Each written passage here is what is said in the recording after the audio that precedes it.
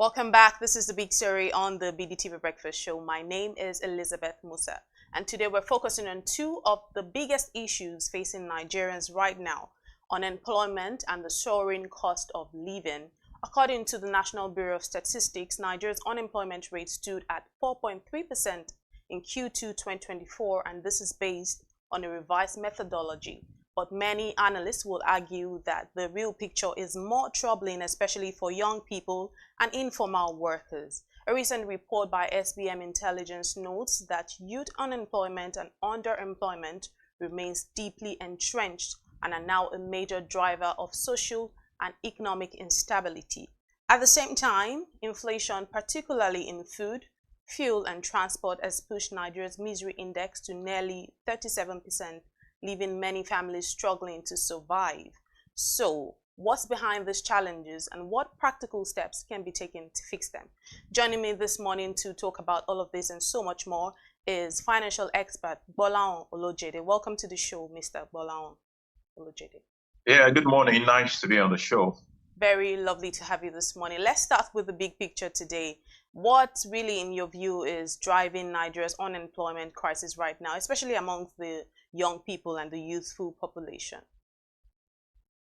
Well, essentially, the foundation of education, industrialization are a little bit warped in the country as we have it. So the education, it starts from the education system. The education system is still fashioned after the industrial age revolution.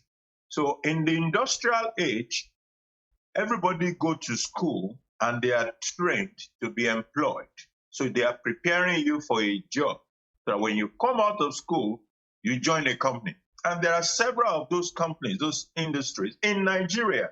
Quite a number of them were multinational, while some are indigenous. However, a lot of things have changed, but we have not changed that much from the education side of things. That is on one side. The other side is on the industrialization side of things. So some times ago in this country, if you take the Lagos as an example, you have the Ilupeju Industrial Estate, you have the Keja Industrial Estate, and you have a whole lot of companies. The entire Oba Akran used to be filled from the entire stretch with companies. What has happened over the years is that a good number of those companies have died. And these companies are heavy employers of labor. A lot of them have died. New ones are not coming up at the same space. And those that are trying to come up are struggling with a lot of structural issues. Number one, power problems. So for as long as the grid electricity in Nigeria remains 5,000 megawatts, there is no country that can industrialize on a grid electricity of 5,000 megawatts. Those are some of the things that are curtailing our industrialization, our capacity to expand our industries. Right. Thirdly, the small and medium enterprises, by virtue also of certain economic distortions, are not able to secure the right level of support, from financing to even entrepreneurship coaching.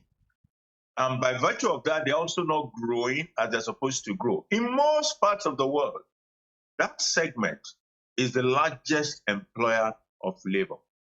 But here, they are not doing as well as they could by virtue of so many things: energy cost, infrastructure problem, power problems, and all those other issues that are there militating against their expansion and being able to deliver on employment. You also have problem with entrepreneurship. We have problem with infrastructure. We have problem around services. And what are the things that are curtailing those services?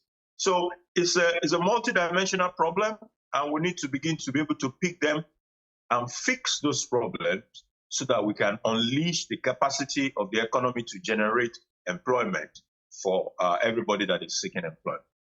Thank you, Mr. Olojede, for that thorough breakdown. When we know that the cost of living has gone through the roof, and in your own opinion, how is that making unemployment even harder to live with for individuals and families? Of course, it is very challenging. So the portion of income that goes into food alone has increased dramatically. The problem with that is that if someone used to use maybe 50% of his income on food, and that 50% has now become 75 or 80%, then the capacity of that individual to consume other goods and services has been seriously curtailed. And that in itself complicates economic challenges, that we have in the society. However, when we look at the numbers, it shows clearly the key drivers of that inflation that you spoke about. Number one is food. Number two is energy. Those two items are critical drivers of the inflation that we see. The energy will include electricity as well as fueling. So the fuel price has gone up dramatically. It has affected every other thing, including transportation and services, the cost of services. So if I deliver a service that requires me to put on my generator, because the price of fuel into that generator has gone up, I'm also going to pass that on to the ultimate consumer. That is clear. The same thing goes for food items, right from where they're produced. The cost, by the time you layer in the cost of transportation to move food from the centers of production to centers of consumption, you have to pass on all that cost to the ultimate consumer, and it is spiraling into increased cost of living for everybody. The argument would be that cost of living crisis is not just a Nigerian affair. It's a global problem emerging from the aftermath of the COVID-19. In fact, literally across the world, prices increased dramatically and cost of living escalated, leading to major crises in Europe as well as in America and other parts of the world. However, our own economy is slightly structured in a different way. And the beauty of it is that we have identified the key drivers of this problem. The next question will be, how do we begin to deal with those issues we have identified so that we can lower the cost of living and moderate the inflationary pressure that the country has been suffering? Well, data-wise, based on the fact that we changed the basis for computing inflation, it will appear that inflation has moderated a little bit.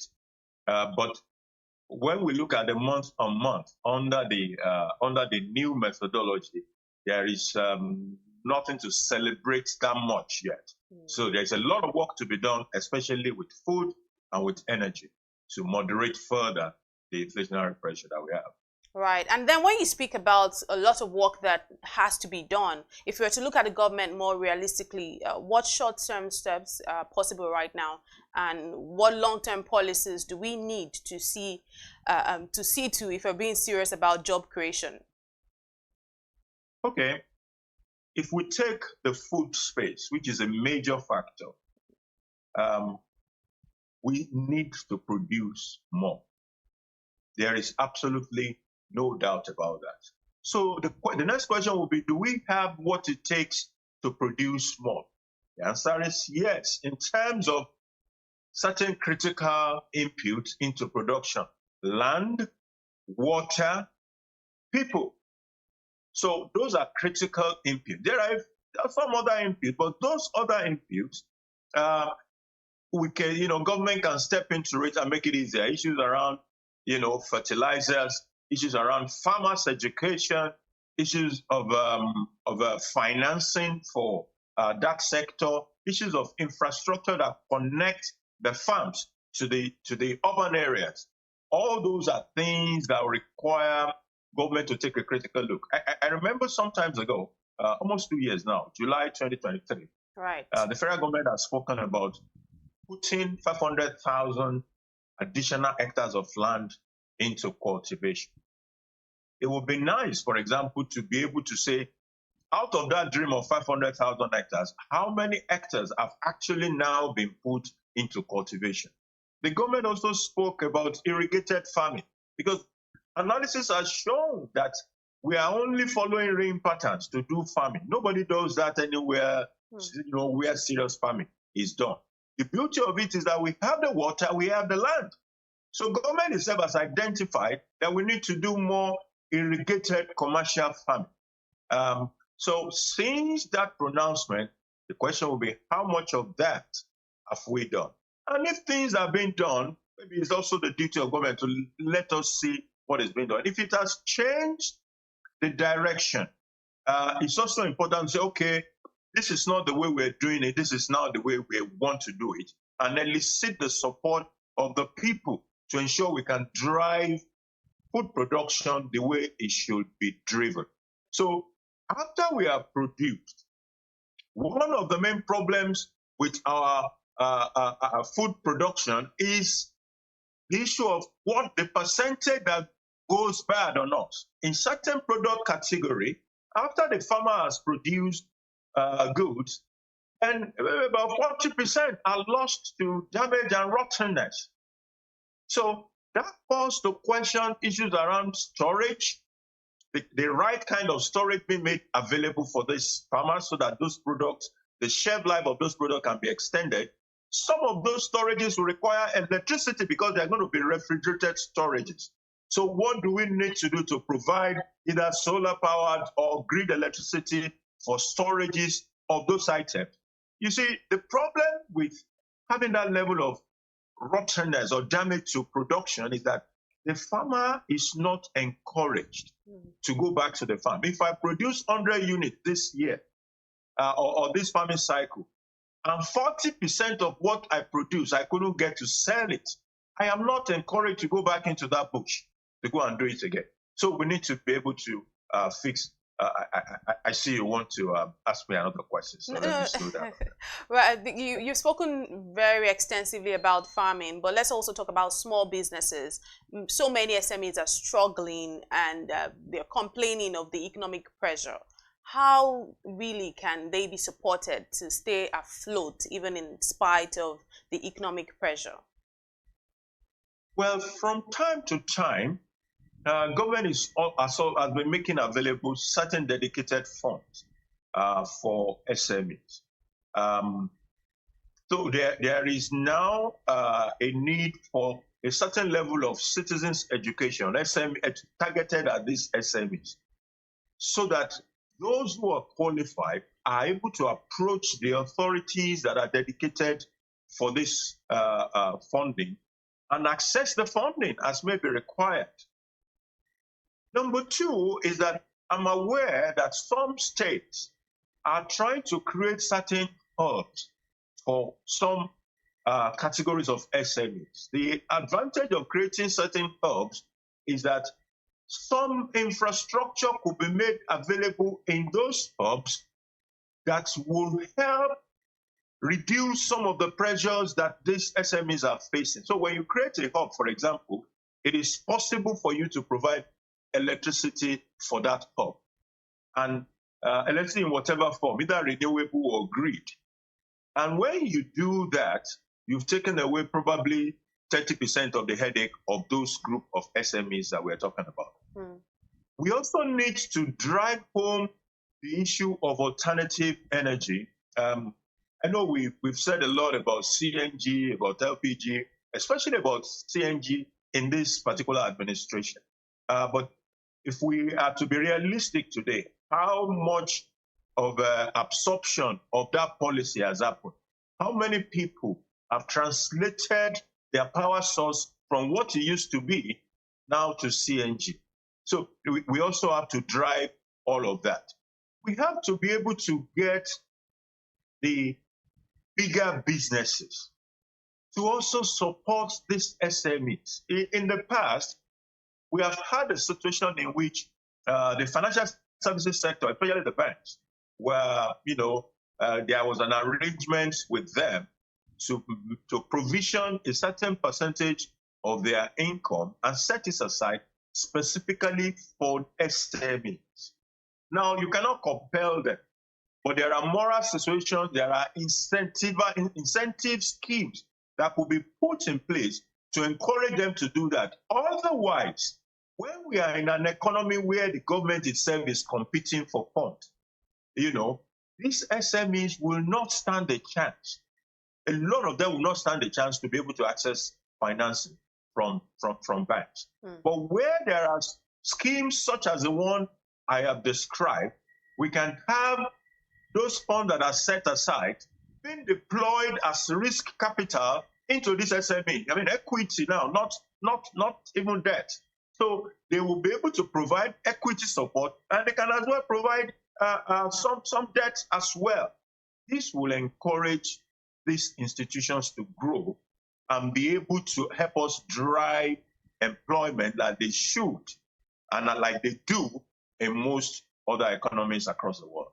Right. Mr. Olojede, I'm going to ask you two questions in one now because we're running out of time. So there's been so much talk about inflation, the falling naira, fuel subsidy removal. People are wondering, you want to help us understand how this is affecting the everyday Nigerian. But most importantly, education is often seen as the answer, but not all education leads to employment. So how, in your opinion, can we reshape education and vocational training to better match today's job market? Yes, our education has been such that we produce, we throw into the market, and then they start looking for opportunities. Our education now needs to change. We have to start from the market. What exactly are the skills that the market needs? What do we require to grow? What are the demands in the job market? And these are the things that should lead significantly the kind of education that we provide and the kind of graduates that have been unleashed out there. If we don't do that, what we're going to find is a continuation of what has been, in which an economy needs probably ICT graduates, but we're producing graduates of religious studies. And we are asking ourselves, why are they not getting employed? See, the answer is very simple. What we're producing is not what the market needs. So education from infrastructure side of things, providing the right level of infrastructure.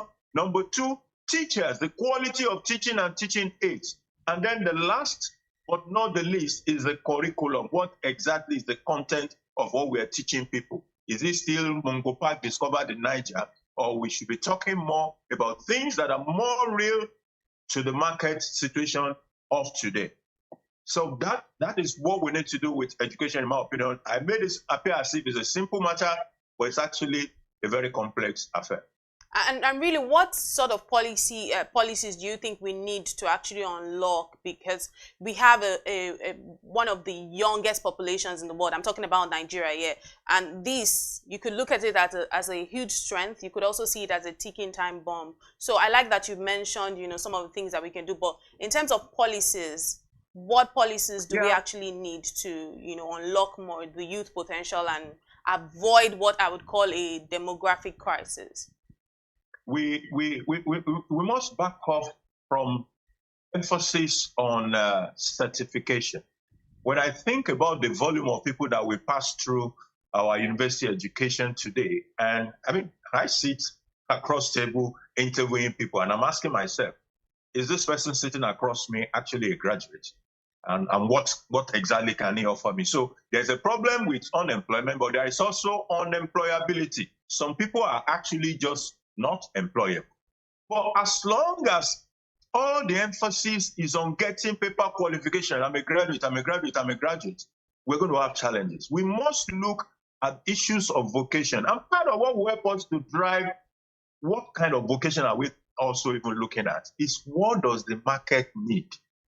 For example, at the point in time, we started to go and bring people from Togo, from Benin Republic, as artisans in Nigeria, while our own people who could have done that are busy riding Okada all over the whole place. So there is a disconnect with the kind of education and where the emphasis has been. We need to grow people to be able to unleash, to hone the skills that are needed. And those skills are not necessarily by reading some 1942 books in a university. Some of them are by specific training targeted at certain skills that are required by the market. So I think it's commendable that Ministry of Education is beginning to look in this direction. I hope we will not lose focus as such. All right. Thank you very much, Mr. Gbolahan Olojede, for joining us on The Big Story this morning. It was truly insightful. Thank you so much. Yeah, thanks for having me. Well, that's what we wrap it up this morning on The Big Story on the BDTV Breakfast Show. My name remains Elizabeth Musa. Keep watching BDTV.